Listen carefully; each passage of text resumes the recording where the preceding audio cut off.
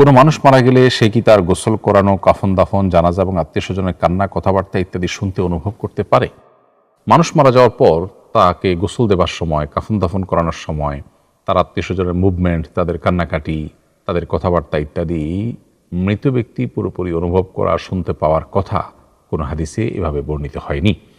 তবে নবী করিম সাল্লাল্লাহু আলাইহি ওয়াসাল্লাম থেকে এই প্রসঙ্গে দুটি হাদিসের কথা আমরা জানি। তার একটি বর্ণনা করেছেন আনাস রাদিয়াল্লাহু তাআলা আনহু, আর অপরটি বর্ণনা করেছেন আব্দুল্লাহ ইবনে আব্বাস রাদিয়াল্লাহু তাআলা আনহু। আনাস রাদিয়াল্লাহু তাআলা আনহু বর্ণিত সহিহ বুখারীতে যে হাদিসটি বর্ণিত হয়েছে, সেই হাদিসে নবী করিম সাল্লাল্লাহু আলাইহি ওয়াসাল্লাম বলেছেন, কোনো ব্যক্তিকে যখন কবরে রাখা হয় এবং কবরে রাখার পরে তার আত্মীয় স্বজনরা যখন তাকে দাফন করে চলে যায়, তো মৃত ব্যক্তি তাদের চলে যাওয়ার সময় পায়ের জুতার আওয়াজ পর্যন্ত শুনতে পান।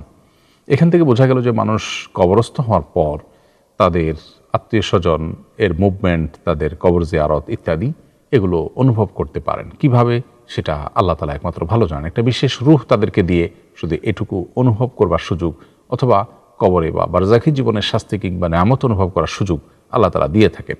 তার মাধ্যমে তারা এটি হয়তো অনুভব করে থাকেন।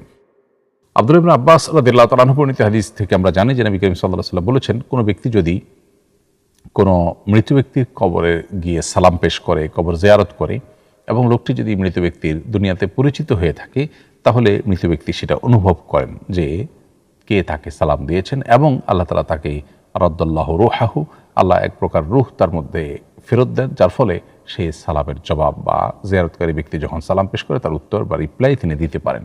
এখান থেকে বোঝা যায় দাফন করার পর তার কবর জিয়ারত, কবরের পাশে সালাম পেশ এবং সালামের জবাব দেওয়া, এই বিষয়গুলো মৃত ব্যক্তির ক্ষেত্রে ঘটে এবং এই অনুভূতি শক্তি আল্লাহ তাআলা তাকে দিয়ে থাকেন। কিন্তু তার আগের যে চ্যাপ্টারটা, অর্থাৎ তার দাফন করার আগের যে সময়গুলো, সে সময়গুলোতে তিনি তার আত্মীয় স্বজনের সব কিছু অনুভব করতে পারেন, এমনটি কোনো হাদিসে বর্ণিত হয়নি। বিভিন্ন সিনেমায়, বিশেষভাবে ভারতের সিনেমায় দেখা যায় মুসলিম অভিনেতারা গল্পের প্রয়োজনে এবং অভিনয়ের স্বার্থে পূজা করে, মূর্তির সামনে প্রার্থনা করে। এদের ঈমানের অবস্থা কি? তাদেরকে মুসলিম বলা যাবে কিনা? খুবই দরকারি একটি প্রশ্ন, প্রিয় দর্শক।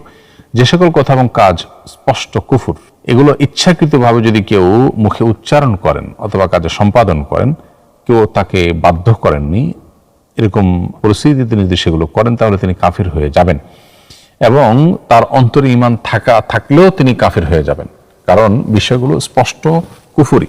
অতএব সেগুলো তিনি জেনে শুনে করেছেন, ফলে সেটাকে কাফের হওয়া হিসাবেই বিবেচিত করা হবে এবং ধরা হবে।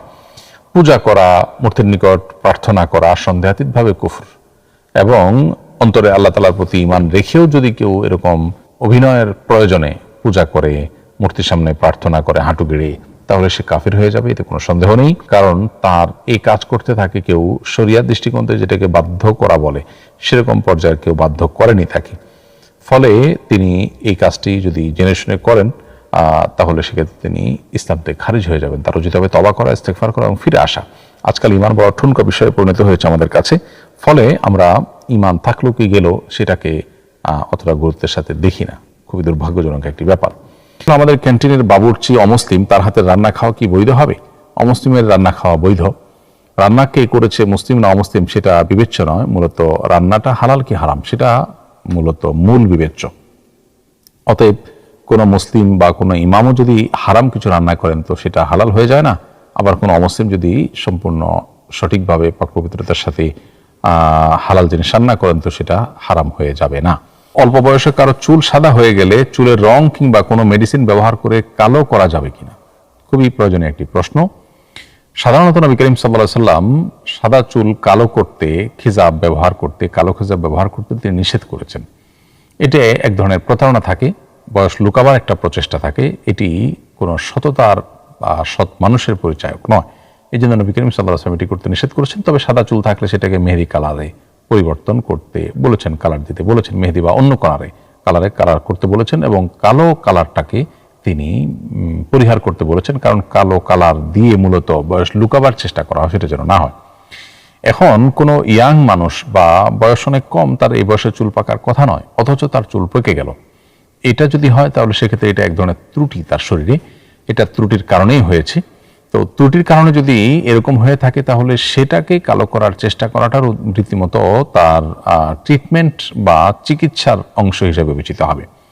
ফলশ্রুতিতে এটি তার জন্য জায়েজ হবে, কারণ তিনি বয়স লুকাবার জন্য নয় বরং তার ত্রুটি দূর করবার জন্য খেজাব ব্যবহার করছেন, যেটি মূলত তার ট্রিটমেন্ট বা চিকিৎসার অংশ।